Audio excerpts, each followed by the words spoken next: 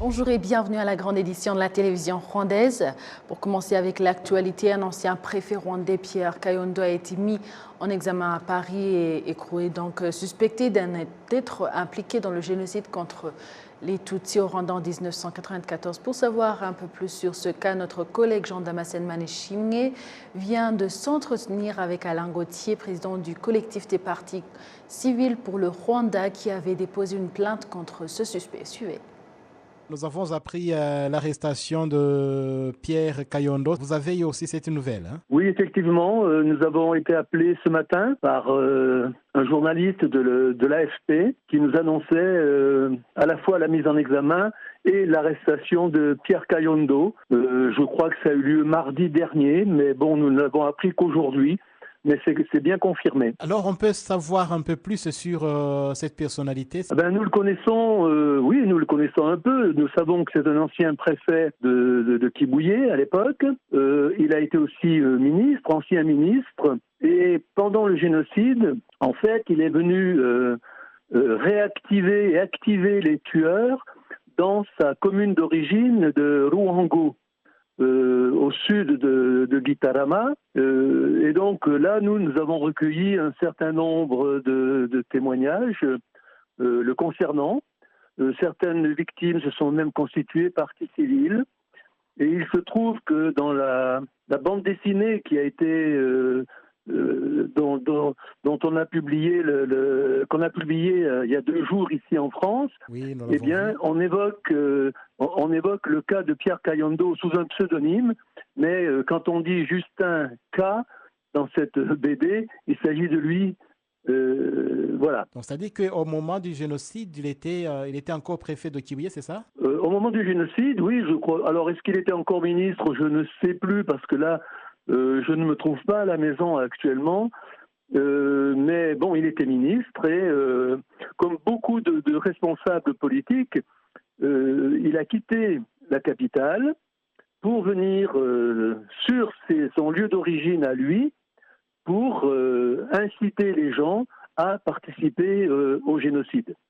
Et nous avons déposé une plainte contre lui, je crois, en février 2021. Maintenant que votre plainte est suivie par cette arrestation, quelle est votre réaction? Alors, on avait su assez rapidement que les juges d'instruction avaient ouvert une information judiciaire contre lui, qu'ils étaient partis sur place au Rwanda, à Ruango, en commission rogatoire. Donc, ils ont pris au sérieux très, très, très vite notre plainte. Bien évidemment, nous ne pouvons que nous réjouir de cette arrestation. Monsieur Kayondo n'est pas un jeune homme, hein, je pense qu'il a au-delà de 70 ans. On se trouve en France en présence de personnes qui sont poursuivies par la justice et qui sont âgées, voire parfois très âgées. Donc voilà, c'est une nouvelle qui nous réjouit et on espère surtout que si procès il y a, eh bien on ne traîne pas comme dans d'autres affaires.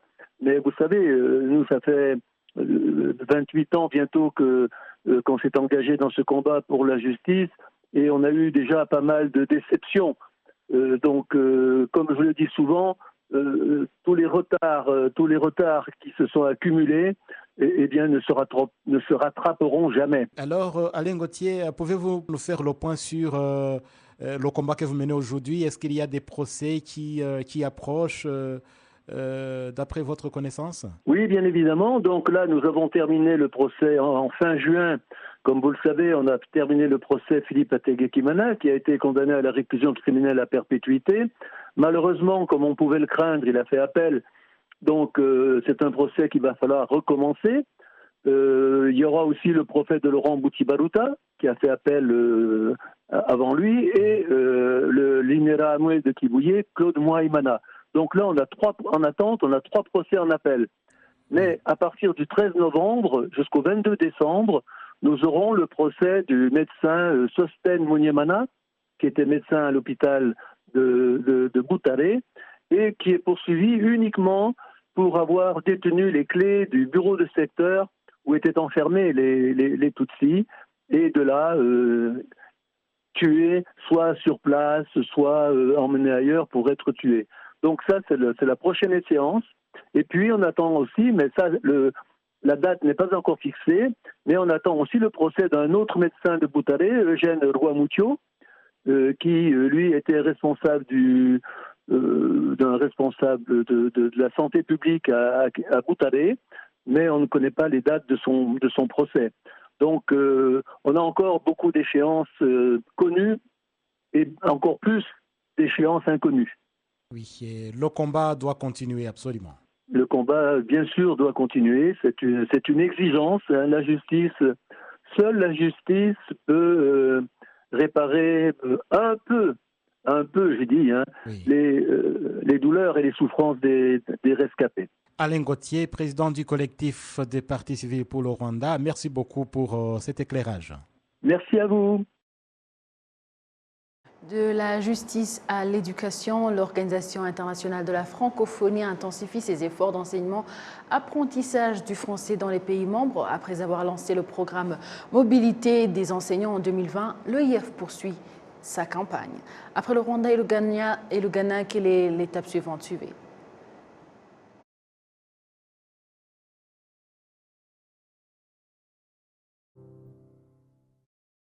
Le projet de mobilité des enseignantes et des enseignants d'eux et en français a été lancé en 2020. Son objectif est de mettre à disposition des États qui en font la demande des enseignants de français volontaires qui ont pour objectif d'accompagner les enseignants pairs des pays dans lesquels ils sont affectés dans leur préparation de classe et l'acquisition des nouvelles compétences d'enseignement, notamment l'enseignement du français de manière ludique. Le deuxième objectif de ce projet est de mettre en place un environnement francophone visible et efficace à travers des clubs francophones qui seront installés par les volontaires et leurs pairs dans les écoles.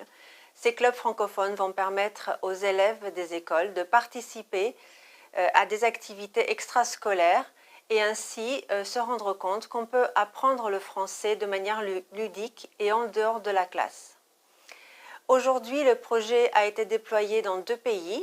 Nous avons démarré avec le Rwanda en 2020. Le deuxième pays qui a rejoint ce projet est le Ghana. À partir de janvier 2024, le projet va être également mis en place aux Seychelles.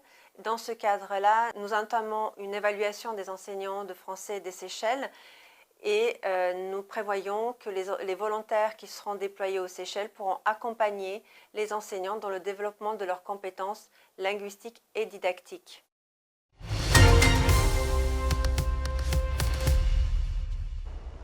L'Organisation internationale de la francophonie s'apprête à envoyer, comme vous l'avez entendu, des enseignants volontaires aux Seychelles, le 3e pays à bénéficier du programme de mobilité des enseignants de l'EIF qui a débuté par le Rwanda, bien entendu, en 2020. En direct, je suis avec Léon Mugenzi, chef du département chargé du développement et de la gestion des enseignants au sein de l'organe rwandais de l'éducation de base, pour une image claire de ce programme au Rwanda. Léon, bonjour. Oui, bonjour. Au moment où les enseignants de l'EIF sont arrivés, quelle était la situation de l'apprentissage du français au Rwanda? Oui, merci beaucoup pour la question. Tout d'abord, je tiens à clarifier que le français est une langue étrangère qui s'enseigne comme d'autres disciplines, contrairement à l'anglais qui est une langue d'instruction. Le français, justement, avait perdu sa place quand l'anglais a été introduit comme langue d'instruction, mais ceci a poussé quelques enseignants et les apprenants à changer d'attitude envers le français, qui pour eux était difficile à apprendre. Aujourd'hui, le français, comme vous le savez très bien, un peu avant, le français avait un peu d'heures d'enseignement, surtout au niveau primaire, et ceci avait un impact négatif sur la motivation des enseignants ainsi que des apprenants. On a eu justement un autre défi, surtout pour les enseignants, se réside sur la connaissance et la maîtrise d'enseigner le français comme langue étrangère et le mettre dans le contexte pour que les apprenants soient aussi à mesure de suivre et de s'approprier cette langue. Aujourd'hui, nous avons en fait, au niveau du primaire, on a augmenté les heures, on a au moins 4 périodes au niveau de le cycle supérieur de l'école primaire et les 3 périodes au niveau du cycle inférieur. Si je peux revenir en arrière un tout petit peu, quels étaient les défis identifiés à la base? En fait, je dirais que un grand défi, c'était justement que les enseignants se reviennent sur la connaissance et la maîtrise d'enseigner le français. Et les enfants, en fait, avaient peur d'apprendre le français parce que aussi on n'avait pas d'enseignants qui maîtrisaient cette langue. Aujourd'hui, avec justement cette façon à voir les enseignants volontaires de l'OIF, justement, ce défi a commencé à être relevé. Oui, et pour décrire leur contribution, pour relever exactement ces défis, quelle était leur stratégie? Avec le programme d'enseignement volontaire, on ne peut pas dire que le français aujourd'hui est totalement revenu comme avant, mais néanmoins les enseignants croient que c'est possible de renaître le français. Les apprenants commencent à s'y intéresser et changer d'attitude à cause justement de ce programme de mobilité d'enseignants. Et la présence des enseignants volontaires dans nos écoles a changé le comportement et l'attitude de quelques enseignants qui croyaient que le français n'est plus important au niveau mondial, car les volontaires aussi les encouragent aujourd'hui en leur expliquant les avantages d'apprendre plusieurs langues globalement et au Rwanda en particulier. En fait, brièvement, on peut dire que les enseignants volontaires ont contribué à l'ouverture des esprits et a permis d'ouvrir les opportunités aux apprenants et aux enseignants à s'épanouir dans les clubs, par exemple, en utilisant le français sans tenir compte des erreurs et à croire que c'est possible de renaître le français, à améliorer son apprentissage et l'enseignement. Aujourd'hui, le comportement et l'attitude sont d'une grande importance quand il s'agit d'améliorer l'apprentissage d'une langue quelconque. C'est très important et c'est en tout cas c'est quelque chose de très important puisque c'est non seulement apprendre la langue mais aussi ils ont touché leur présence à toucher la mentalité, donc changement de mentalité, changement de comportement. Et maintenant, quelle est la situation actuelle en termes d'enseignants du français donc dans les écoles rwandaises, publiques même? Normalement, comme l'organe rwandais d'éducation de base, REB, a augmenté le nombre d'heures à tous les niveaux, comme je disais au départ.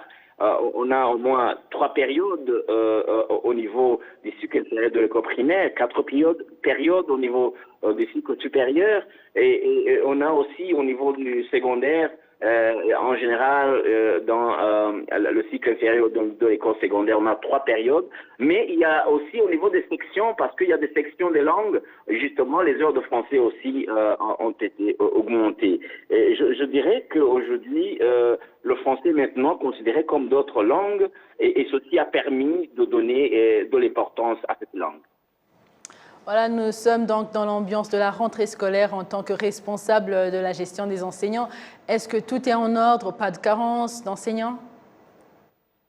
Je dirais que tout est en place et on appelle justement, comme vous le savez très bien, on a terminé l'année passée, tout était en ordre, il n'y avait pas de carence. Ce que nous sommes en train de faire, c'est justement d'augmenter un nombre d'enseignants dans certaines écoles, mais je dirais que tout est en place actuellement. Et je dirais que aussi les enseignants sont appelés à rejoindre l'école au moment prévu. Il y a ceux qui ont cherché ce qu'on appelle le transfert.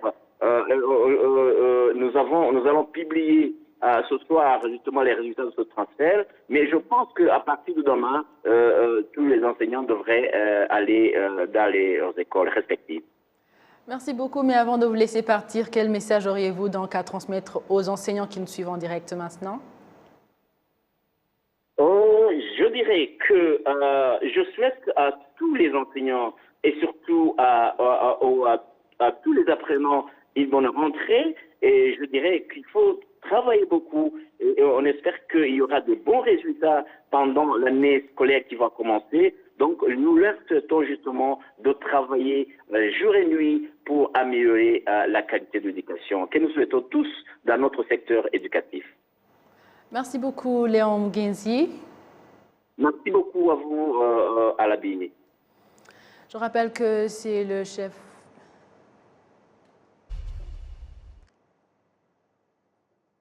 On continue avec l'actualité. Invitée par l'Institut des États-Unis pour la paix, la secrétaire générale de la francophonie, Mme Louise Mushikiwabo, a animé une conversation sur le rôle de l'OIF dans la paix sur le plan mondial.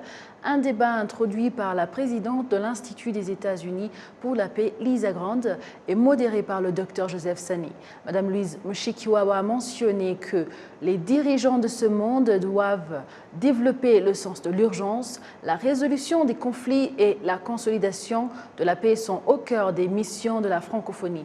Mais le changement ne sera possible que lorsque les dirigeants des petits et grands États prendront donc leurs responsabilités face aux attentes de leurs citoyens. Elle a dit, je cite, « Je suis honorée de pouvoir m'exprimer à cette tribune aujourd'hui pour parler de la dimension universelle de la francophonie qui est la solidarité et la coopération dans le respect et la diversité. » Fin de citation. On continue avec l'actualité sur la télévision rwandaise. Comme chaque année, la troisième semaine du mois de septembre voit les chefs d'État et de gouvernement membres de l'ONU se présenter à la tribune de cette organisation à New York. Retour ici sur certains points évoqués par ces différentes personnalités. Jean de Massène Manchim nous fait le point. La gouvernance mondiale, les conflits dans le monde, la mise en pratique des objectifs de développement durable figurent parmi les points largement évoqués par les chefs d'État et de gouvernement qui se sont succédés à la tribune de l'ONU à New York. De façon particulière, les chefs d'État africains ont dénoncé le fait que le continent soit laissé en arrière, mettant en cause l'Occident qui, selon eux, cherchait toujours à imposer ses valeurs aux pays africains. Pour certains analystes politiques, les Africains devraient plutôt adopter une démocratie à l'africaine. La démocratie, c'est un concept politique, mais aussi socio-économique. C'est le pouvoir du peuple, par le peuple, pour le peuple. C'est-à-dire que les citoyens donnent des responsabilités à leurs dirigeants. Ça, c'est le principe de la démocratie. Mais le deuxième aspect qui est très important, c'est ce que font ces dirigeants quand ils sont dans leur position d'autorité. Alors, je pense que pour que la démocratie soit efficace, il faut que les dirigeants en place obtiennent des résultats tangibles dans la transformation socio-économique, mais aussi dans la promotion de la bonne gouvernance. Les dirigeants qui se sont exprimés dans la tribune des Nations Unies ont surtout parlé de développement durable et ils ont aussi dénoncé les injustices du passé, surtout le passé colonial. Je pense que pour le moment, pour que la démocratie soit efficace en Afrique, il faut qu'elle soit transformationnelle, que les dirigeants africains obtiennent des résultats tangibles dans le développement de leur peuple, dans la promotion de la bonne gouvernance, sans surtout parler de l'alternance parfois, alternance sans résultat tangible sur le terrain. Je pense que c'est ça l'aspect pratique de la démocratie.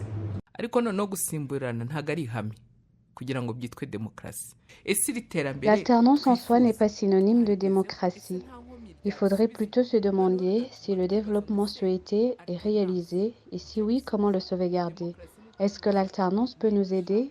La démocratie doit tenir compte de ce qui est utile au peuple. La démocratie ne doit pas être une conception globale au service des intérêts particuliers. Elle doit plutôt être particulière à chaque pays, adaptée à chaque peuple et dire par exemple quel est le modèle qui vous convient en tant que peuple rwandais.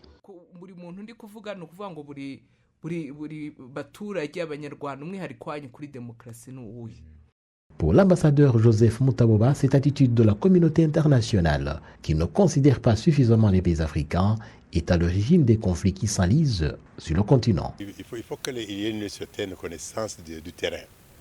Les gens croient pouvoir résoudre les problèmes d'un pays ou d'une nation sans connaître ce pays ou sans connaître cette nation.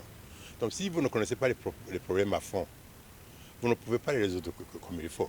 Donc, il faut faire un effort spécial pour essayer de déployer des chercheurs ou des connaisseurs du milieu pour essayer d'adresser un problème tel pour une communauté telle.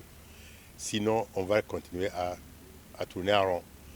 Et une fois que vous avez défini les problèmes, il faut donner des moyens adéquats, donc des solutions adéquates pour dire, écoutez, on parle d'un problème de racisme, on parle d'un problème de discrimination, on parle d'un problème de génocide potentiel. Là, je donne le cas de la RDC. À ce moment-là, vous savez exactement ce qu'il faut faire vis-à-vis ce genre de problème. Et une fois que vous l'avez fait et que vous avez les moyens de le faire, il faut les mettre en application et en entièreté, sans tenir compte des intérêts propres ou individuels de chaque pays.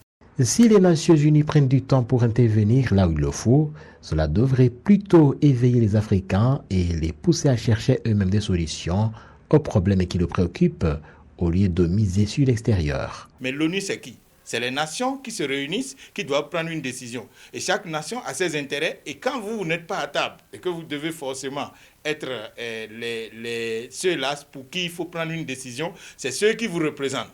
Et donc, ceux qui vous représentent, c'est ce qu'ils veulent qui se passe. Et ça fait que l'organisation, malgré sa taille, malgré son poids relatif, elle échoue chaque fois à régler les problèmes entre les nations, les problèmes ethniques, les problèmes comme les coups d'État maintenant qui sont récurrents maintenant dans le continent. Donc ça fait que des fois, moi je pense que c'est mieux pour nous de d'abord pour pouvoir s'appuyer sur nous-mêmes et nous faire face et régler nos problèmes de l'intérieur. Il vaut mieux qu'on limite quand même nos attentes vis-à-vis de ces grandes institutions à qui parfois on tourne tout notre espoir et malheureusement qui ont aussi leurs contraintes internes, qui ont aussi leurs limitations qui font que parfois ce n'est pas de mauvaise foi. C'est juste le fait que l'institution même est fabriquée de telle façon que pour qu'elle prenne une décision, il faut que tout le monde s'entende. Et si tout le monde ne s'entend pas, ça veut dire qu'aucune décision ne peut être prise. Et entre-temps, les vies sont perdues, il y a eu des catastrophes, il y a eu des problèmes un peu partout parce qu'eux, ils doivent pouvoir suivre les règles. Et la bureaucratie a pris le dessus, pas parce que l'organisation n'est pas capable, mais malheureusement, elle n'a ni d'armée, elle doit mobiliser les gens pour faire des interventions. Et c'est difficile aujourd'hui d'avoir les États avec la polarisation de notre monde actuel pour qu'ils s'entendent, pour dire voilà, et peu importe qui est impliqué dans ce conflit, c'est-à-dire, quand c'est injuste, l'ONU devait quand même prendre des résolutions. Mais malheureusement, ce n'est pas le cas. D'autres dirigeants du monde ont également dénoncé le retard dans la mise en pratique des objectifs de développement durable, ce qui n'arrange pas les pays sous-développés dont le peuple continue de vivre misérablement.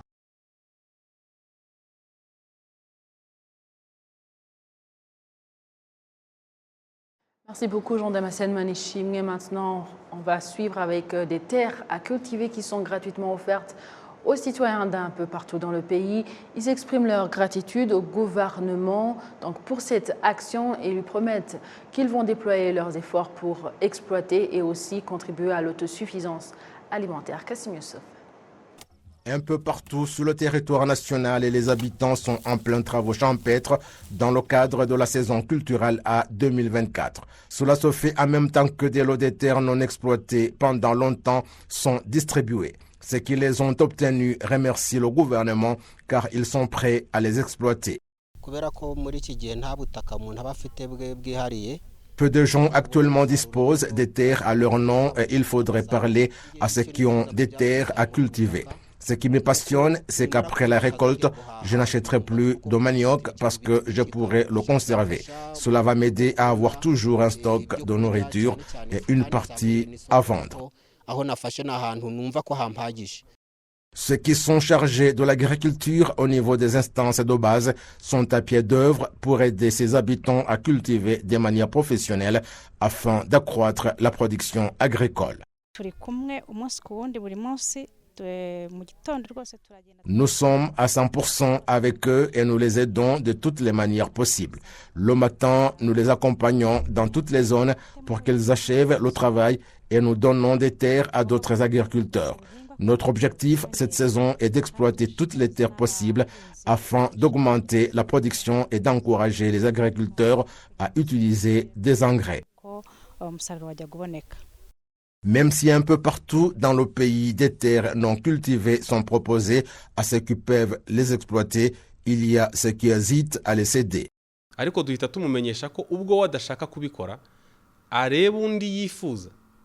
Nous leur disons immédiatement que même s'ils ne veulent pas cultiver cette terre, nous pouvons trouver quelqu'un d'autre pour le faire.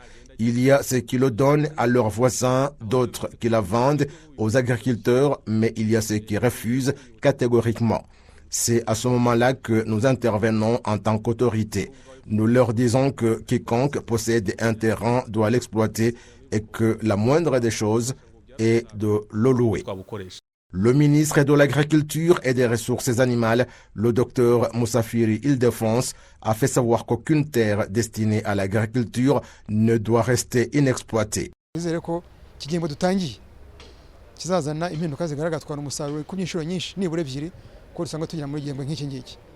J'espère que cette saison apportera des changements concrets et une énorme augmentation du volume de production.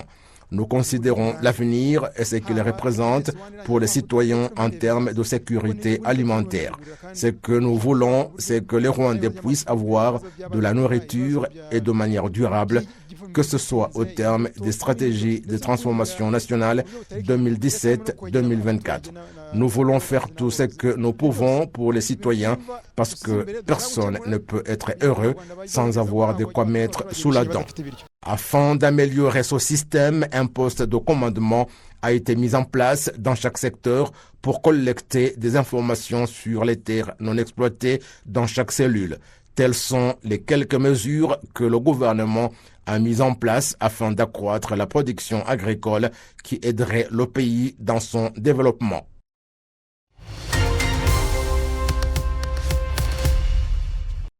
Voilà, c'est tout pour l'édition d'aujourd'hui. Merci à vous tous qui étiez au rendez-vous d'actualité de la télévision rwandaise. Vous étiez avec Amandine Di Kumasavo. À la prochaine et d'ici là, portez-vous bien.